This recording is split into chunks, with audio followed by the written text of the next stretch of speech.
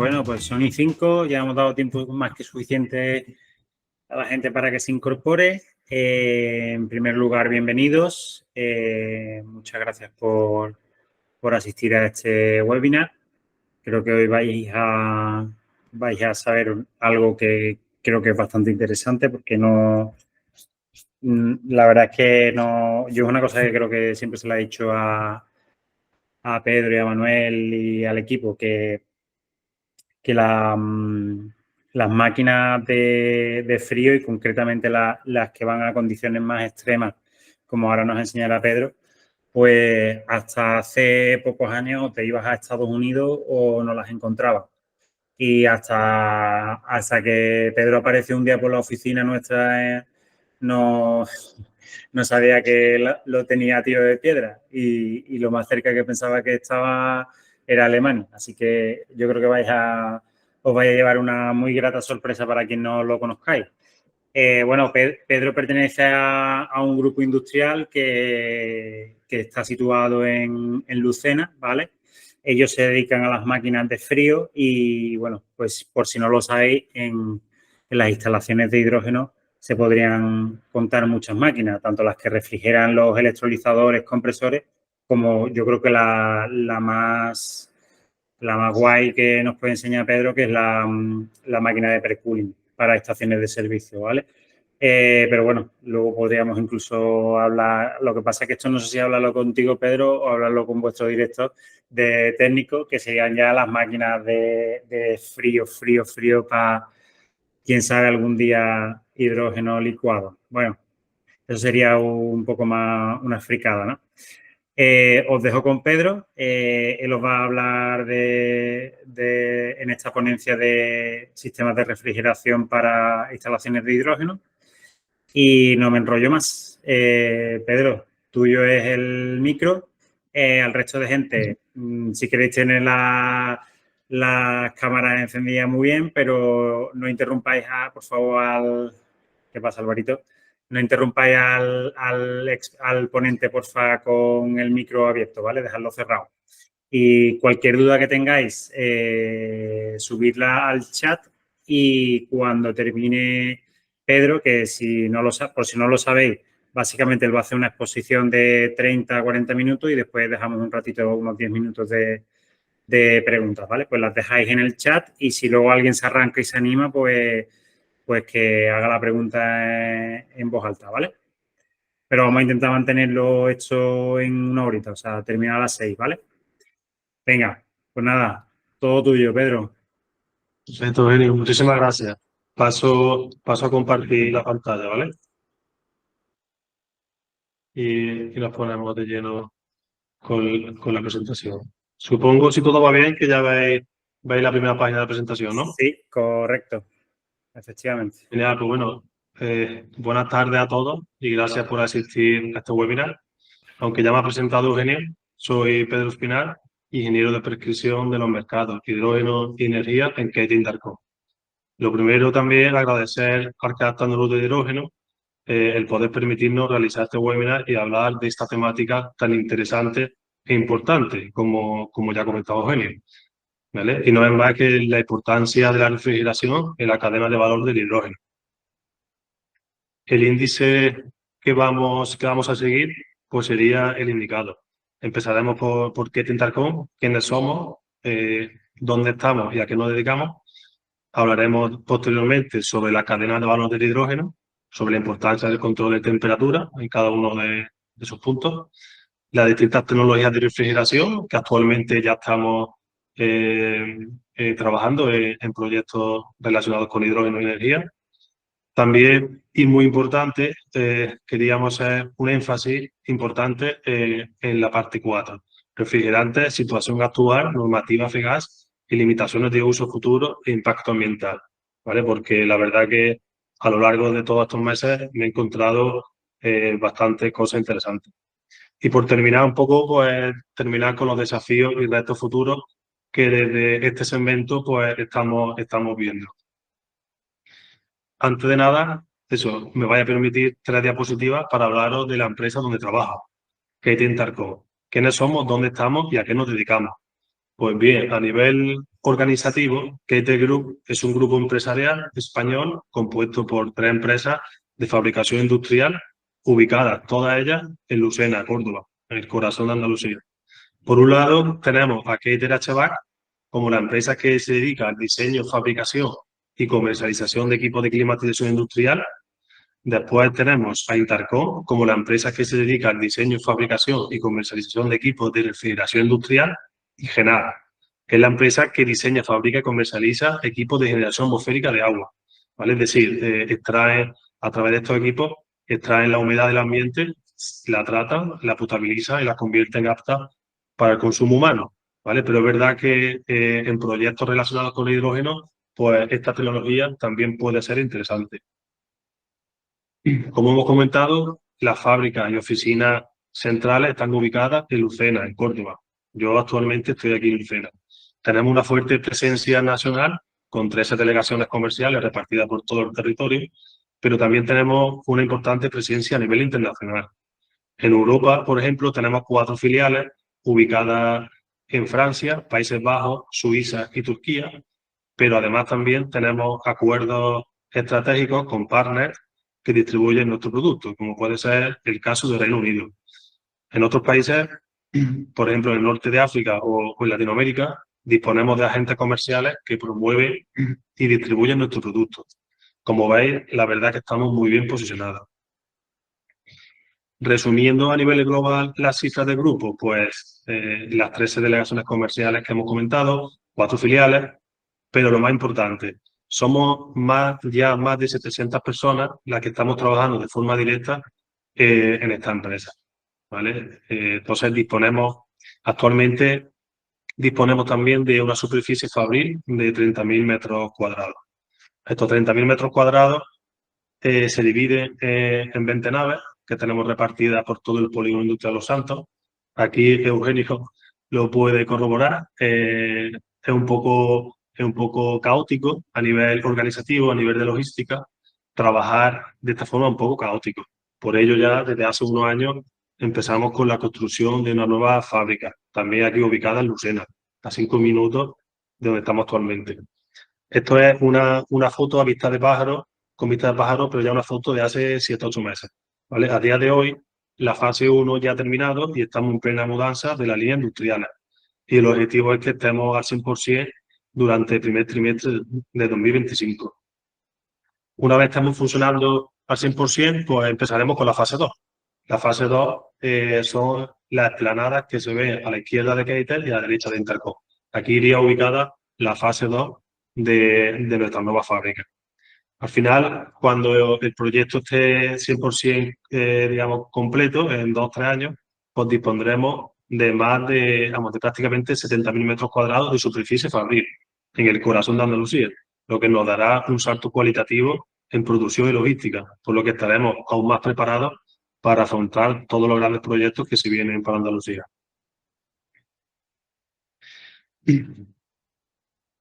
Ya empezaremos de lleno con las partes que queríamos comentar y hacer énfasis en este webinar.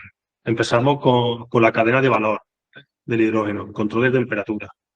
La llamada cadena de valor del hidrógeno hace referencia a las 3 fases por las que pasa este elemento durante su vida industrial: producción, distribución o almacenamiento y aplicaciones o usos finales. Dentro del sector industrial, el hidrógeno tiene un papel relevante desde hace mucho tiempo, como bien sabéis. Sin embargo, en los últimos años ha empezado a experimentar un crecimiento sin precedentes, ayudado por la estrategia de descarbonización de Europa para 2050 y también por el entorno geopolítico. Prueba de ello fue el establecimiento por parte de la Comisión Europea de una hoja de ruta del hidrógeno, en la que se indicaba la importancia del hidrógeno verde para conseguir la neutralidad climática en 2050. El hidrógeno verde se postula como un vector energético que tendrá un papel fundamental en la descarbonización de sectores clave de la economía, que de otra forma serían, desde un punto de vista económico, difícilmente descarbonizables. Bueno, todo esto lo conocemos perfectamente. El primer eslabón de la cadena de valor del hidrógeno es la producción del mismo. A través de la electrólisis se obtiene hidrógeno del agua al aplicar electricidad en ciertas condiciones. Durante este proceso es fundamental tener un control de la temperatura, para mantener la eficiencia y la seguridad, por lo que tenemos que disipar todo el calor que se genera en el electrolizador. Para disipar este calor hay distintas tecnologías, como aeroenfriadores secos, aeroenfriadores adiabáticos o incluso chillers o plantas enfriadoras. Todo ello lo comentaremos más detalladamente a continuación. El hidrógeno es el elemento más ligero de la tabla periódica. Por su baja densidad es costoso y difícil de almacenar y transportar, ya que es necesario recluirlo a muy alta presión. Hay varias formas de almacenamiento según su estado de presentación, sólido, líquido o gas. Con frecuencia, el hidrógeno se produce para ser consumido in situ, como en el caso de la refinería o la industria metalúrgica. En el caso de que el hidrógeno se genere a cierta distancia de la zona de aplicación final, entra en juego la logística del transporte. De cualquiera de las maneras, el hidrógeno debe ser comprimido a altas presiones, por lo que controlar la temperatura en estos compresores es esencial para la operatividad del proceso. Los chillers o plantas enfriadoras son los equipos encargados de disipar todo este calor generado en los compresores y mantener una temperatura de operación óptima. El último eslabón de la cadena de valor del hidrógeno está en su aplicación o usos finales. El hidrógeno tiene múltiples aplicaciones a todos los niveles, desde aquella a gran escala hasta otras de una dimensión más reducida.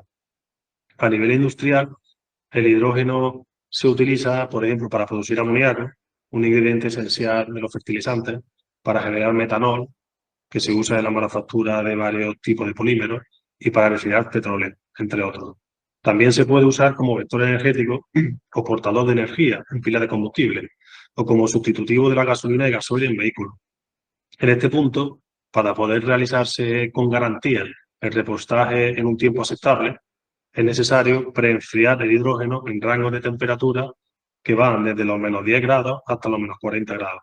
Para ello, podemos usar plantas enfriadoras o centrales de refrigeración, que comentaremos también más adelante. Como podéis ver, en toda la cadena de valor del hidrógeno es necesario disipar calor, refrigerar o enfriar a muy baja temperatura el hidrógeno, por lo que es muy importante realizar un diseño correcto y optimizado de todo este tipo de instalaciones. Ahora pasaremos a comentar las distintas tecnologías de refrigeración.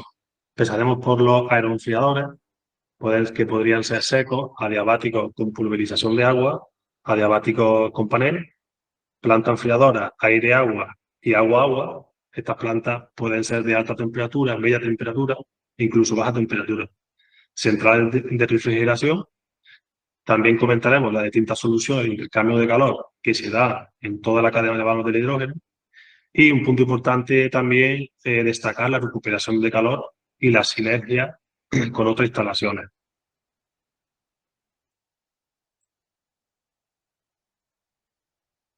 Tecnología de refrigeración, aeroenfriadores. Son un componente clave en sistemas de refrigeración y climatización y se utilizan para disipar el calor de un fluido al aire exterior. El principio de funcionamiento es mediante transferencia de calor. El aeroenfriador utiliza el aire ambiente para enfriar un fluido que circula a través de tuberías con serpentinas. El calor del fluido es transferido al aire a través de un intercambiador de calor, normalmente de tubo y aleta. Entre las estructuras y componentes principales podemos destacar el serpentín o aleta. Normalmente están fabricados de tubos de cobre y aletas de aluminio, para aumentar de esta forma la superficie de intercambio de calor. El fluido caliente pasa a través de estos tubos, mientras que el aire ambiente fluye sobre las aletas, enfriando dicho fluido. Otro componente principal son los ventiladores. Se utilizan para forzar el aire a través de las aletas del serpentín. Estos ventiladores pueden ser axiales o centrífugos. Los axiales mueven el aire en paralelo al eje del ventilador y los centrífugos lo mueven a través de un flujo radial. Los más usados en este tipo de instalaciones son los axiales electrónicos, que son capaces de modular su velocidad adaptándose perfectamente a la temperatura exterior. De esta forma, aumentamos la eficiencia del equipo. Cámara de aire es la estructura que aloja los ventiladores y guía el flujo de aire sobre las aletas de serpentín. El sistema de control, que incluye termostatos, sensores y controladores que regulan la operación del ventilador para mejorar la eficiencia energética. Comentaremos más adelante que los aeroenfriadores adiabáticos pues, pueden trabajar en dos modos de temperatura.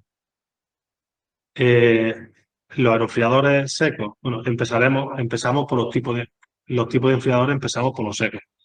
Los enfriadores secos o dry cooler, como los que vemos en la imagen, disipan el calor sensible contra el aire ambiente. No consumen agua, por lo que tienen como limitación el enfriamiento de la temperatura del bulbo seco. Al no consumir agua, nos regimos únicamente por la temperatura del bulbo seco. Entre las ventajas podemos destacar la robustez, la eficiencia, ya que el único elemento que consume electricidad son los ventiladores, y el reducido impacto ambiental, ya que no consumen agua. Y entre las desventajas, pues depende de la temperatura ambiente, por lo que tienen limitado el enfriamiento. Por otro lado, tenemos los aeroenfriadores adiabáticos con panel y adiabáticos con sistemas de pulverización de agua. Como características generales de ambos, podemos destacar que son equipos que disipan el calor contra el aire ambiente y que consumen agua. Gracias a la saturación adiabática que produce el panel o el pulverizado de agua, el aire de succión alcanza temperatura de bulbo húmedo, por lo que se consigue una mayor eficiencia en el intercambiador de calor. Además, pueden trabajar de forma híbrida, que es lo que comentaba anteriormente, dependiendo de la temperatura exterior, entre la temperatura de bulbo seco y la temperatura de bulbo húmedo, por lo que el impacto en el consumo de agua final disminuye. Es decir, el control lo que hace, dependiendo de la temperatura exterior, pues va adaptando su forma de trabajar, ¿vale? Entre las ventajas que podemos destacar de los sistemas de pulverización de agua frente a los de panel, destacan, pues ocupan menos superficie, ya que pueden agruparse y coger el aire desde la parte inferior y no exclusivamente desde los laterales. Tienen menor consumo eléctrico, ya que los ventiladores no tienen que vencer la resistencia que ofrecen los paneles adiabáticos. Son más compactos, por lo que el transporte utilizado es estándar en lugar de usar transporte especial. Y aunque el consumo nominal de agua es superior, la realidad es que en determinadas ubicaciones el consumo de agua anual es muy inferior a los de panel, ya que al ser más eficiente, el modo adiabático siempre arranca entre 3 y 5 grados después. Entre las aplicaciones donde actualmente ya estamos encajando este tipo de tecnología, destacan los proyectos donde disipamos el calor generado en el electrolizador durante el proceso de electrolisis. La refrigeración de electrolizadores es esencial para mantener eficiencia y seguridad en la producción de hidrógeno, optimizando el rendimiento y prolongando la vida útil del equipo. En este punto es importante buscar el compromiso entre eficiencia y consumo de agua, que comentaremos más adelante. El rango de funcionamiento de estos equipos los podemos dividir en dos: cuando se trabaja en modo seco o en modo adiabático, y más o menos las temperaturas que podemos tener en cuenta son las que se indican. Modo seco, podemos estar enfriando un proceso o un fluido desde los 80 grados hasta más o menos la temperatura ambiente más 5. Y en modo adiabático, pues también desde más o menos los 80 grados hasta la temperatura ambiente de bulbo húmedo más 5 grados. Pasamos ahora a explicar la segunda tecnología que estamos usando, que son las plantas enfriadoras o chillers. En este sector me encuentro que chiller se le llama a todo un sistema de enfriamiento, ¿vale? Entonces hay que distinguir entre planta enfriadora y central de refrigeración. Una planta enfriadora son sistemas de refrigeración que utilizan un ciclo frigorífico de compresión mecánica donde se hace circular un fluido refrigerante, el cual es sometido a diversos cambios de estado. El principio de funcionamiento en el ciclo de refrigeración por compresión de vapor consta de 4 etapas. La primera de ellas, compresión de vapor, donde el refrigerante es comprimido en fase gaseosa, lo que aumenta su temperatura y presión. Condensación, el gas a alta presión transfiere el calor al ambiente, cambiando estado líquido. Expansión, el refrigerante líquido pasa por una válvula de expansión, reduciendo su presión y temperatura. Y evaporación, el refrigerante en estado líquido absorbe calor y se evapora, reiniciando el ciclo. Y entre los componentes principales podemos destacar los compresores. Normalmente se están usando compresores semiherméticos alternativos, compresores scroll, compresores de tornillo. En este caso, los compresores se encargan de comprimir el refrigerante gaseoso para elevar su presión y temperatura. Evaporadores, al final es un intercambio de calor donde el refrigerante absorbe calor y se evapora. Condensador, se disipa el calor del refrigerante al ambiente, convirtiéndolo a estado líquido, y válvula de expansión, reduce la presión del refrigerante antes de su paso al evaporador. Entre los tipos de planta enfriadora podemos destacar dos tipos: planta enfriadora aire-agua y planta enfriadora agua-agua. Las plantas enfriadoras aire-agua son muy utilizadas en aplicaciones comerciales, industriales, en muchos tipos de procesos, etcétera, etcétera. Este tipo de planta utiliza el aire ambiente para disipar el calor del refrigerante en el condensador. Entre las ventajas, pues permite tener un control específico de la temperatura del bucle independientemente de la temperatura ambiente. Y entre las desventajas, en climas cálidos, la eficiencia disminuye debido a la menor diferencia de temperatura entre el aire ambiente y el refrigerante, lo que afecta a la capacidad de disipación de calor del condensador. Para solventar estos problemas, pues se pueden usar ventiladores electrónicos que modulan su velocidad dependiendo de la temperatura ambiente. Entre las características generales de estos equipos, pues podemos destacar el uso de refrigerantes naturales, ecológicos, compresores full inverter. Son compresores que llevan o incorporan variadores de frecuencia que pueden adaptarse perfectamente a la demanda en todo momento, mejorando así la eficiencia. Son equipos totalmente compactos, ensamblados en fábrica, aquí en nuestra fábrica en Lucena, probados de laboratorio, etcétera, etcétera. Son equipos plug and play. Planta enfriadora agua-agua. Utilizan el agua como medio para disipar el calor en el condensador. El agua utilizada para disipar el calor puede venir de una torre de enfriamiento o del proceso de una industria, por ejemplo. Entre las ventajas de estos tipos de equipos, pues los chillers o plantas enfriadoras agua-agua tienden a ser más eficientes en climas cálidos debido a la mayor capacidad calorífica y conductividad térmica del agua, siempre y cuando las condiciones del agua sean óptimas. Si al final dispongo de agua de proceso que ya viene con bastante temperatura, pues obviamente perderé eficiencia. Entre las desventajas, pues, son sistemas que requieren más mantenimiento, especialmente en la torre de enfriamiento, donde se necesita un tratamiento del agua para prevenir corrosión, acumulación de sólidos, control biológico, etc. Y entre las características, pues, podemos destacar igualmente las que ya hemos comentado antes, ¿vale? Refrigerante natural ecológico, sistemas muy compactos, etcétera, etcétera. Entre las aplicaciones donde actualmente ya estamos usando este tipo de tecnología es sobre todo en la parte de compresión, refrigerando los compresores. La refrigeración en compresores de hidrógeno es vital para gestionar el calor generado durante la compresión, manteniendo la eficiencia operativa y la seguridad. Sistemas de enfriamiento especializados como plantas enfriadoras con fluidos secundarios a temperaturas positivas o negativas ayudan a controlar la temperatura, reduciendo el riesgo y prolongando la vida útil del equipo. Este enfoque garantiza un suministro constante y seguro de hidrógeno comprimido. Las plantas enfriadoras también se están usando en la parte de producción, refrigerando una parte específica de los electrolizadores, en la parte de purificación de hidrógeno, donde condensamos las trazas de humedad con la que sale el hidrógeno, o incluso en aplicaciones finales en el segmento de movilidad, para hidrogeneras, por ejemplo, de transporte pesado. En los próximos meses pondremos en marcha ahora dos chiles que van para Barcelona, para una hidrogenera de transporte pesado. En este tipo de proyectos, las plantas enfriadoras juegan un papel crucial en el enfriamiento y control térmico durante la producción, almacenamiento y manejo del hidrógeno. El rango de funcionamiento actual de estos equipos son indicados en el recuadro, pudiendo trabajar actualmente desde los 20 grados hasta los menos 30 de impulsión de glicol, ¿vale? Por eso aquí dividimos en tres rangos de funcionamiento, lo que sería alta temperatura, donde tenemos agua o glicol que podemos enfriar desde los 20 grados aproximadamente hasta los 7 grados. Después tendríamos plantas enfriadoras de media temperatura, que podemos ir desde los 7 grados hasta los menos 10 grados de impulsión de glicol.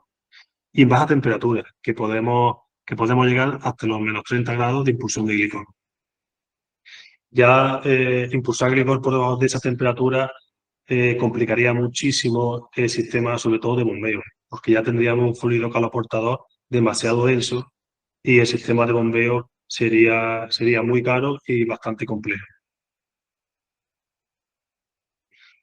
Centrales de refrigeración. Una central frigorífica o de refrigeración es un sistema que produce frío de forma centralizada gracias a las propiedades termodinámicas de los refrigerantes. Principios de funcionamiento y los componentes principales son prácticamente, son iguales que los de la planta enfriadora. De igual forma, al final es un ciclo de compresión de vapor. La diferencia radica en que en este caso no tendríamos un fluido caloportador, sino que es el mismo refrigerante del circuito el que se encarga de absorber calor directamente del hidrógeno y cederlo al medio exterior.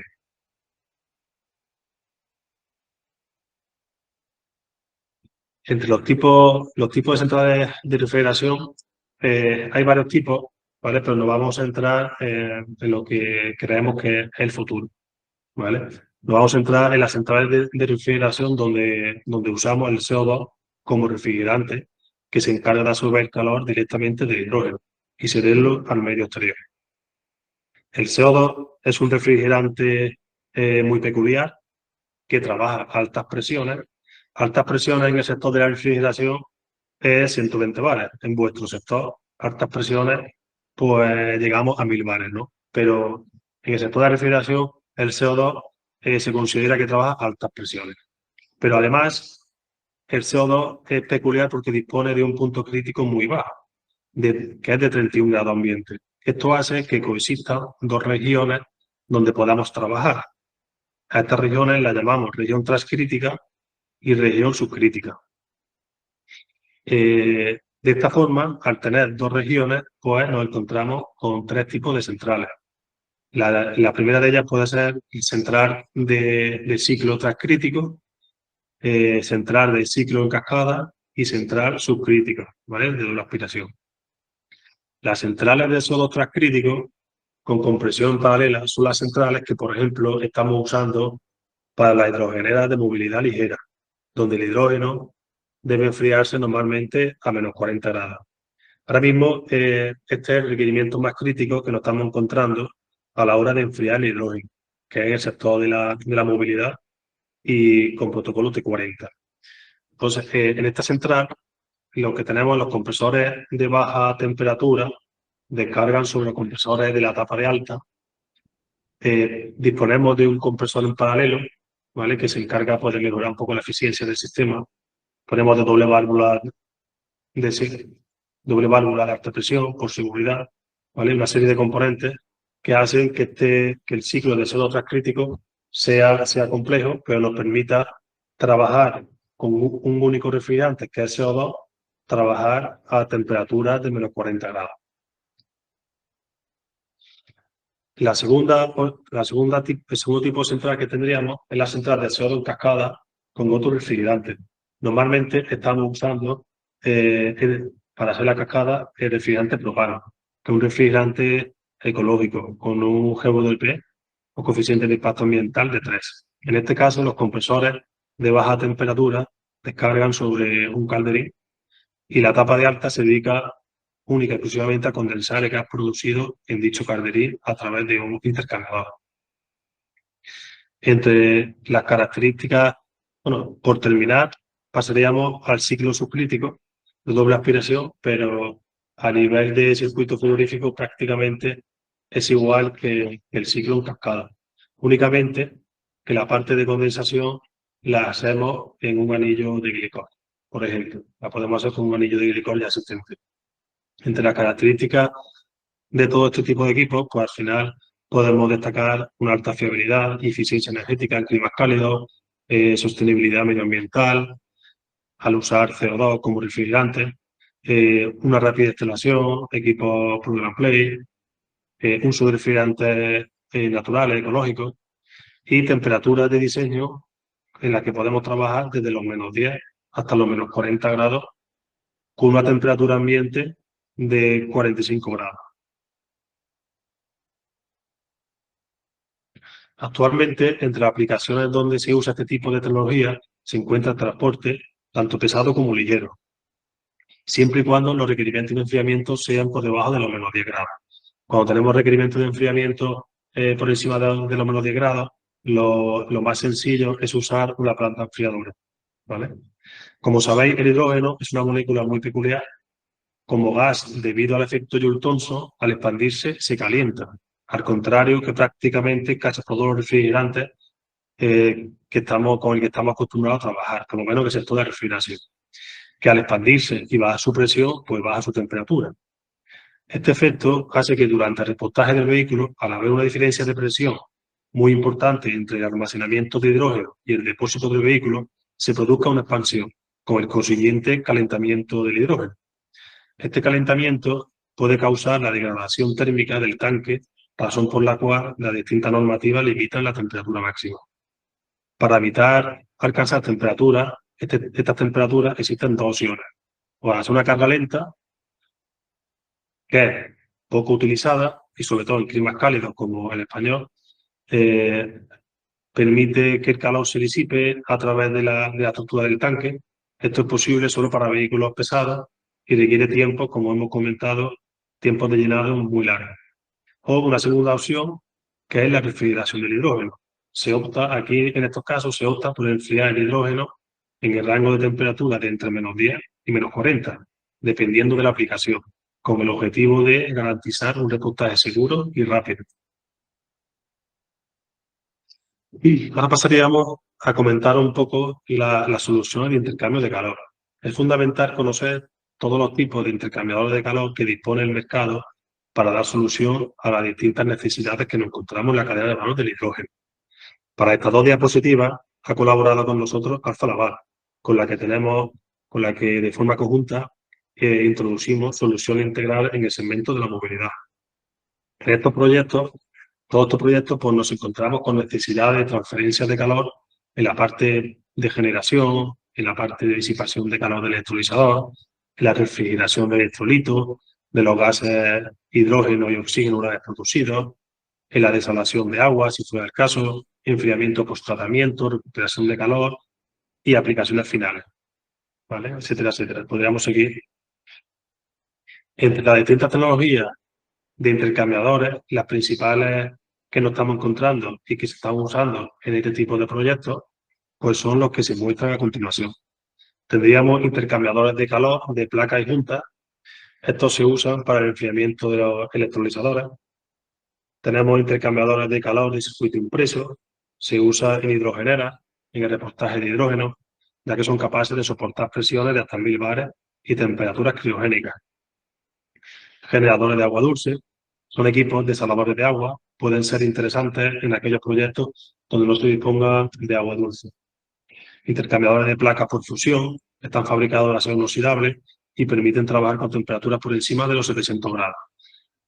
Por ejemplo, este tipo de intercambiadores se usan en los electrolizadores SOAC de alta temperatura y enfriadores de aire de superficie húmeda modelo Niagara. Emplea aguas residuales de muy baja calidad para disipar el calor generado, por lo que es una solución sostenible al no necesitar agua limpia. La recuperación de calor. La recuperación de calor es interesante tener este concepto en mente, porque al final la recuperación de calor consiste en la reutilización de la energía térmica o residual generada durante el proceso de compresión de vapor, que de otro modo se liberaría al ambiente sin ser usada. Estos sistemas, al recuperar calor residual, reducen los costes de energía y las emisiones de CO2, al tiempo que aumentan la eficiencia energética del sistema. Dentro de los sistemas de refrigeración tenemos dos opciones de recuperación de calor. La recuperación total o parcial, como muestra en la fotografía. La recuperación total, a la izquierda, aprovecha todo el calor extraído del refrigerante desde la descarga del compresor hasta la salida del condensador. Para realizar la recuperación total de calor, necesitamos instalar un intercambiador en paralelo con el condensador principal, de tal manera que podamos derivar el refrigerante caliente a ese recuperador y transmitir ese calor al agua u otro fluido que necesitamos calentar. Con este sistema puede recuperarse una gran cantidad de calor, pero no es posible conseguir temperaturas muy elevadas. Aquí conseguiremos temperaturas normales de condensación, 40 o 45 grados. Por otro lado, también tenemos la opción de realizar recuperación parcial de calor, donde se extrae, a la derecha de la imagen, donde se extrae únicamente el calor del refrigerante de la descarga del compresor. Se extrae el calor sensible. En este caso, se instala un intercambiador de calor en serie con la descarga de los compresores, de tal manera que podemos calentar agua a una temperatura más elevada que con el intercambiador en paralelo, pudiendo llegar incluso a 60 grados en la mayoría de los casos. Porque aquí la descarga de los compresores están trabajando normalmente entre 60 a 70 grados, pues podríamos llegar hasta esa temperatura. No obstante, la potencia calorífica recuperada en este sistema es inferior, ya que no estaremos aprovechando el calor latente de condensación, sino que solo aprovechamos el calor sensible. Y enlazando la recuperación de calor, es interesante no perder de vista la hibridación de tecnología en aquellos proyectos de la industria metalúrgica, acerera, petrolera, que se dediquen a la generación de hidrógeno para consumo in situ. Posiblemente haya muchas posibilidades de recuperar calor del circuito frigorífico, del proceso, de las aguas residuales y usarlo como una primera etapa de calentamiento para su uso en bombas de calor, por ejemplo, de alta temperatura. Y de esta forma, pues, seguir avanzando en los objetivos de la descarbonización. Es decir, aquí lo que dejamos una pincelada en que cuando tengamos proyectos de generación para consumo in situ, serán entornos muy industriales y seguramente haya muchas posibilidades para recuperar calor y hacer hibridación de las distintas tecnologías. Entonces, es muy interesante tenerlo en mente.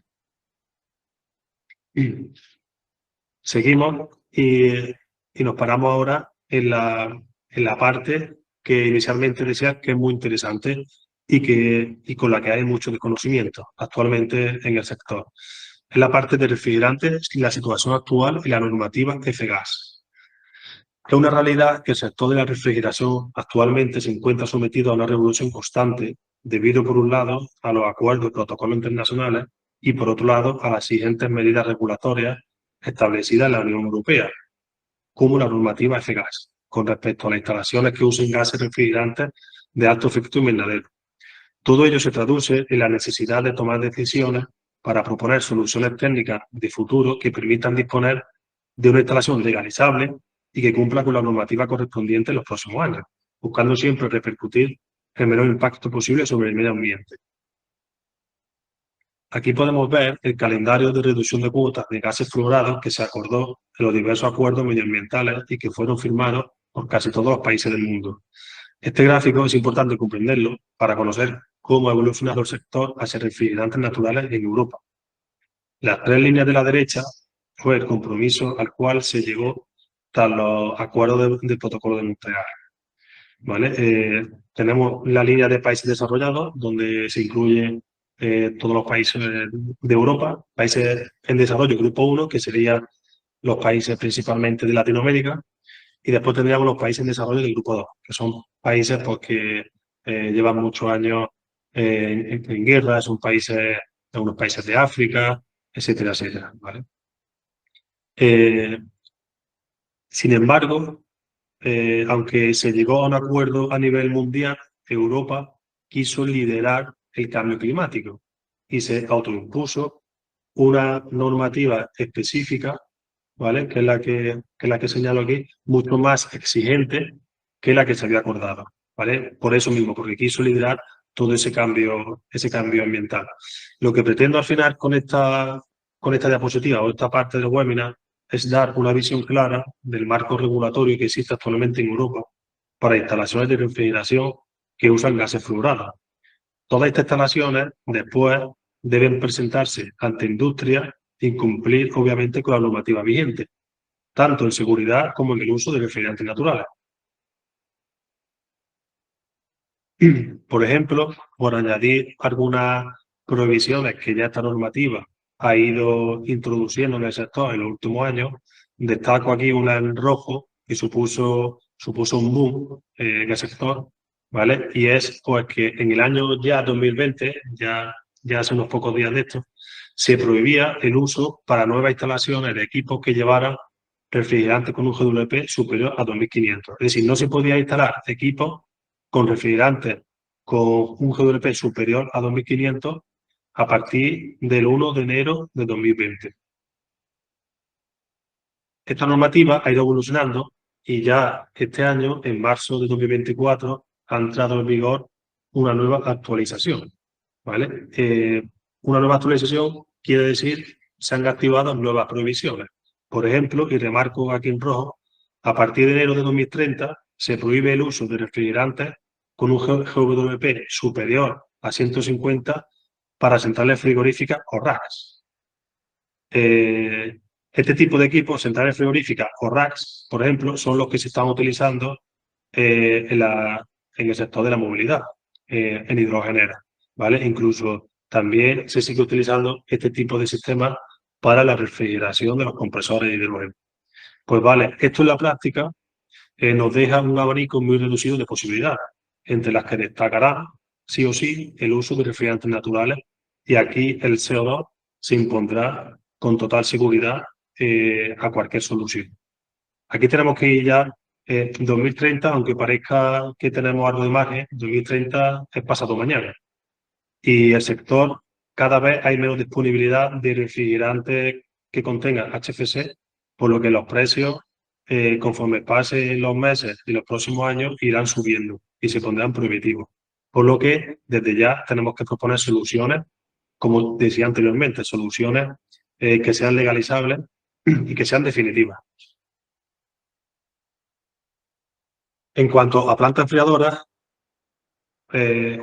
una tecnología que se usa muchísimo, por ejemplo, a partir de enero de 2027, no se podrán usar refrigerantes con un GWP superior a 150 en aquellas que tengan potencia frigorífica nominal inferior a 12 kilovatios y refrigerantes con un GWP superior a 750 en aquellas que tengan una potencia frigorífica nominal superior a 12 kilovatios. ¿Vale? Aquí, lo comentaré ahora después, aquí nos estamos encontrando pues comparativas con refrigerantes que llegan o que superan los 2.500 de GWP. Con estas restricciones, en la práctica, las alternativas que tendremos será usar refrigerantes naturales y ecológicos, como pueden ser el propano, el amoníaco y el R1234ZE, para entornos ya muy industriales. Por todo lo comentado anteriormente, vemos claramente que la tendencia para este tipo de instalaciones es usar refrigerantes naturales y ecológicos, con un GWP muy bajo, ya que al usar refrigerantes HFC estás condenando la vida útil de la instalación.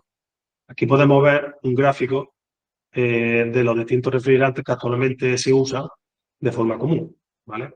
Quiero contar aquí en este punto, como anécdota, varias anécdotas comparativas que me he ido encontrando en los últimos meses. Es normal y es una práctica común que antes de cerrar una operación, pues se comparen las distintas soluciones de los distintos fabricantes. Una comparación que me he encontrado regularmente es comparar una planta enfriadora que usa el refrigerante R410, que tiene un GWP de 2.256, pues compararla con la opción que nosotros estamos dando para ese proyecto. Nosotros estábamos dando para ese proyecto como solución el uso de una planta enfriadora full inverter de propano, ¿vale? Donde el uso de refrigerante era refrigerante natural y ecológico, con GWP de 3. Aparte de justificar mi selección, hablar de la tecnología de compresores, hablar, por supuesto, de las protecciones diferenciales que puede integrar o no mi equipo, hablábamos de refrigerante. Hoy en día, y ustedes lo habéis visto, refrigerantes que use, o refrigerantes HFC, como el 410, en este tipo de instalaciones, tiene sus días contados, ¿vale? Entonces hay que tenerlo muy en cuenta cuando queremos comparar únicamente el precio de un equipo. Hay mucho más que comparar el precio. Y también, por terminar esta parte, una comparativa, o la comparativa más brutal que he tenido en estos últimos meses ha sido para una hidrogenera, que de hecho iba para aquí en Andalucía, donde nosotros proponíamos una central de CO2 transcrítico donde usábamos CO2 como único refrigerante, ¿vale? Nuestra solución era ligeramente más cara y nos pedía justificación, el por qué. Obviamente, para poder justificar una solución tengo que tener información mínima, pero información de la competencia, ¿no? De qué es lo que está proponiendo la competencia. Cuando conseguí esa mínima información, la verdad que no tuve que la justificación se caída, no, la justificación por sí sola era muy fácil. La competencia, la segunda opción que tenía en este caso, la propiedad, pues era una solución que usaba como refrigerante el R507. El R507 tiene un GWP de 3.980-85, si no recuerdo mal, y es un refrigerante que lleva prohibido en Europa desde el 1 de enero de 2020. Es decir, la solución que tenía era usar una central que no se puede instalar en Europa desde hace más de 4 años, ¿vale? Por lo que este tipo de conceptos son muy, muy interesantes, ¿vale? Y hay que tenerlo siempre en mente. Fue ahí, en ese momento, cuando me hicieron esta comparativa, cuando vi claramente que este webinar era totalmente necesario. Y por terminar, también queríamos comentar algunos desafíos y retos futuros. Como sabéis, el hidrógeno, a pesar de ser visto como un componente clave en la transición energética hacia un futuro más limpio, enfrenta diversos desafíos y retos para su adopción a gran escala. El hidrógeno verde producido a partir de la electrolisis del agua, utilizando energía renovable, es la opción más sostenible, pero también la más costosa. Como hemos comentado, el hidrógeno es un gas muy ligero, por lo tanto, difícil de almacenar. Requiere compresión a alta presión o licuefacción, por lo que la infraestructura para almacenamiento y logística para transporte o distribución es un gran reto para intentar mantener unos costos operativos aceptables. Podríamos seguir comentando los distintos desafíos y retos futuros que ya todos conocemos y que hemos ido escuchando mil veces en todo tipo de noticias, como la eficiencia, seguridad, política, regulación, competencia, como tecnología, etcétera, etcétera. Pero si nos centramos en la temática de este webinar, también encontramos algunos retos y desafíos que debemos tener en cuenta y los que debemos trabajar. Por ejemplo, actualmente estamos diseñando circuitos de disipación de calor para generación de hidrógeno, donde el consumo de agua tiene mucho protagonismo. Hoy en día, ya en algunas regiones de España, el estrés hídrico es muy severo, por lo que estos proyectos deben salvar a menudo importantes trámites ambientales. Incluso salvando estos trámites, que a veces no se salvan, pero incluso salvándolos, estás proyectando una enorme instalación sin saber si en de años va a tener disponibilidad para consumir toda esa cantidad de agua que vas a usar en los equipos de refrigeración, ¿vale? Porque un anillo de disipación de calor que use torres de refrigeración o use dry cooler adiabáticos consumen muchísima agua, ¿vale?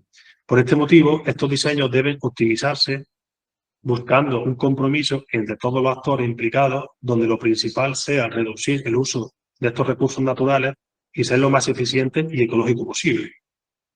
Por ello, fabricantes de electrolizadores deben seguir desarrollando su tecnología para poder operar con temperaturas más elevadas sin perder eficiencia. De hecho, ya en algún proyecto, cuando en algún proyecto que avanza a ingeniería de detalle, sacamos consumo de agua anuales, en algún proyecto ya se está cambiando de solución, ¿vale? Y se está optando por soluciones con dry cooler totalmente secas.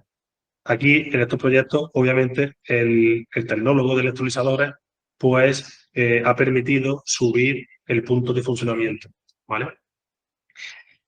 A nivel de... Y aparte, también fabricantes como nosotros, como Kate Interco, debemos ser capaces de desarrollar plantas enfriadoras que puedan trabajar a mayor temperatura. Todo ello en aras de evitar o reducir al máximo el consumo de agua para este tipo de instalaciones. A nivel de proyectos, reitero la importancia de buscar sinergias entre instalaciones y hibridar tecnologías. Ello nos permitirá realizar proyectos mucho más eficientes. Y por terminar, importante también en el segmento de la movilidad. Se debe trabajar mucho en la integración y comunicación total entre surtidor y sistema de enfriamiento para poder optimizar al máximo cada repostaje y que la experiencia del cliente cada vez sea la mejor, o lo mejor posible, ¿vale? Y yo por mi parte he terminado ya. Si tenéis alguna duda, pues la comentamos. Voy a dejar de compartir para poder ver las caras y si tenéis alguna duda, pues la podéis comentar. Me he pasado un poco, creo, ¿no, Eugenio? No te preocupes, más o menos estamos bien, estamos bien. Muchas gracias, Pedro. La verdad que ha sido una exposición de la A a la Z. Muchas gracias. Y la verdad que lo que has comentado al final me parece súper traído súper bien traído. Porque, de hecho, ahora mismo, tú no lo has dicho, pero lo voy a decir yo, nos estamos encontrando con mucha gente que está teniendo, vamos a decir que dificultades para tener un LCO que le permita poner el proyecto en pie y cosas por el estilo, acaban yéndose a sitios a los que no, pues que no tienen controlada a lo mejor la regulación europea y pasan cosas como esta, ¿no? Entonces, yo creo que con lo que has comentado hoy queda claro que hay que tener mucho cuidado con dónde se pide los, dónde se piden los presupuestos, ¿no? Correcto. Pues voy a, voy a ir al chat a ver qué tenemos por aquí. Bueno, Federico Cardesa pregunta qué es el GWP, que eso es el Global Warming Potential, si no me equivoco, ¿no? Exactamente. Esos coeficientes de impacto ambiental que tiene un refrigerante. Lo que contamina, aquí usamos de base el CO2. El CO2, digamos que tiene como GWP la unidad. Y entonces, cogiendo de referencia al CO2, pues un refrigerante que tenga un GWP de 1500 o 2000 es que contamina 2000 veces más que el CO2. O tiene un efecto contra el cambio climático 2000 veces superior que el CO2, Que la misma cantidad de masa de CO2, ¿no? efectivamente. Vale. Bueno, esa pregunta la he cogido así por el medio porque mientras me llegaba al final, pero es que resulta que la primera pregunta también es de Federico. Tiene una duda. Si tenemos fluidos como un reactor, entiendo que HB se refiere a Haber-Bosch, a temperaturas mayores de 80 grados a enfriar, sería con un air cooler. Es decir, ¿qué tecnología usarías para enfriar, entiendo, un reactor de Haber-Bosch? Efectivamente, si superamos los 80 grados, lo que tendríamos que confirmar es la compatibilidad de materiales. Pero en principio si por la característica de los materiales soporta esa temperatura, la tecnología más económica y eficiente sería un air cooler, efectivamente. Genial.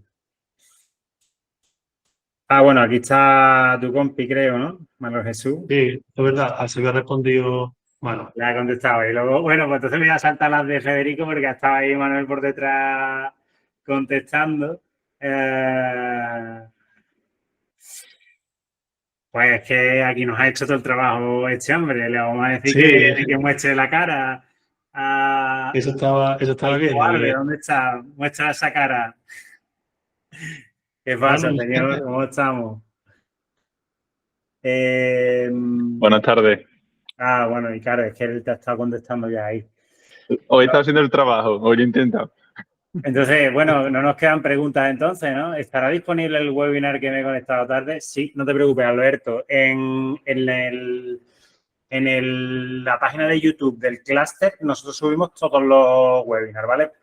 Podrás ver este y todos los anteriores. Federico, yo solo te voy a decir una cosa, ya sabes a quién le tienes que comprar, ¿eh? Los air coolers del Haberbosch. Vale, Carlos nos pregunta por el nivel de ruido que tienen los equipos y qué soluciones hay para mitigarlo. Vale. Los equipos, vamos, son obviamente equipos industriales que hacen ruido, pero ese problema lo tenemos solucionado con distintos opcionales que podemos añadir tanto a la parte de los compresores como al mismo chasis del equipo, ¿vale? Entonces, nosotros estamos acostumbrados a trabajar tanto en entornos industriales como en entornos no tan industriales, donde el ruido es un requisito importante. Entonces, ahí no preocuparse que lo tenemos solucionado.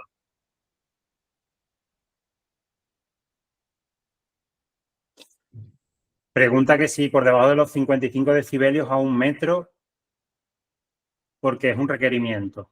Wow, la verdad es que 55 decibelios a 1 metro es bastante exigente, ¿no?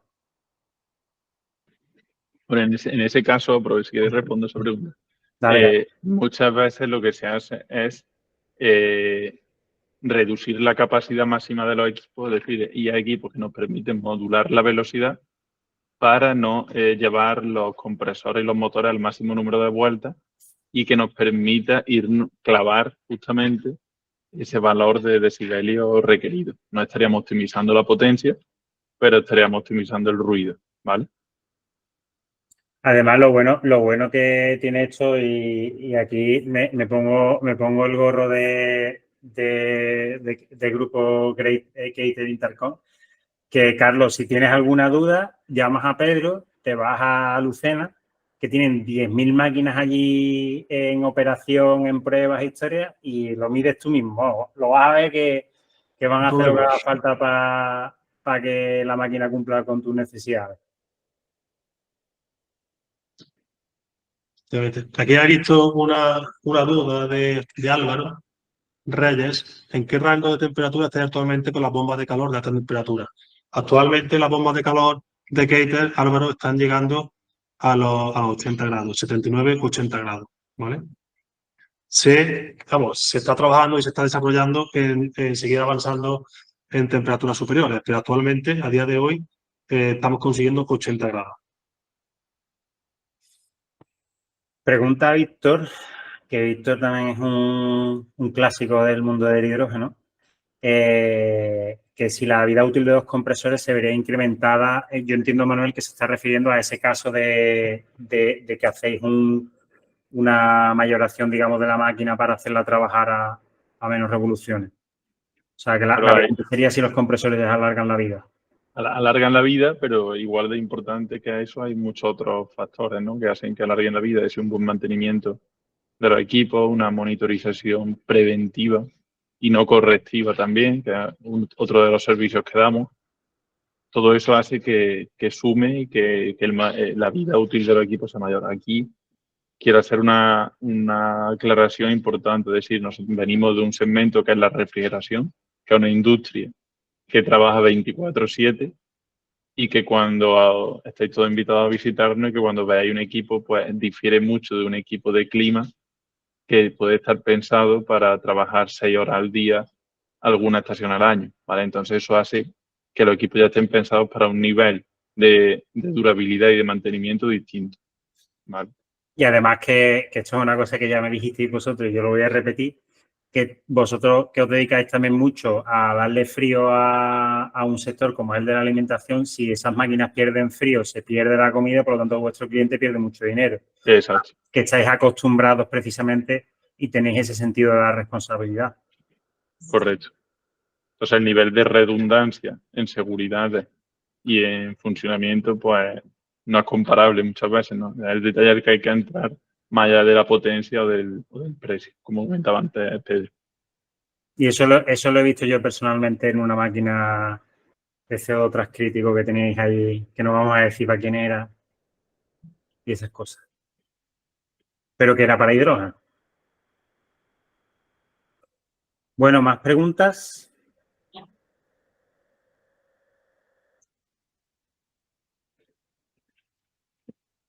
Pues nada, pues lo dejamos aquí. Muchas gracias a todos. Muchas gracias, Pedro. Muchas gracias, Manuel, por haber estado por ahí detrás también haciéndonos el trabajo sucio de recopilar preguntas y lo dejamos aquí, ¿vale?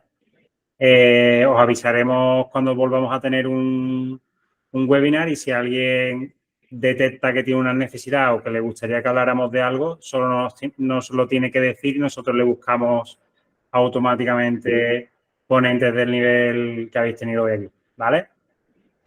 Muchas gracias. Que tengáis buen día. Saludos.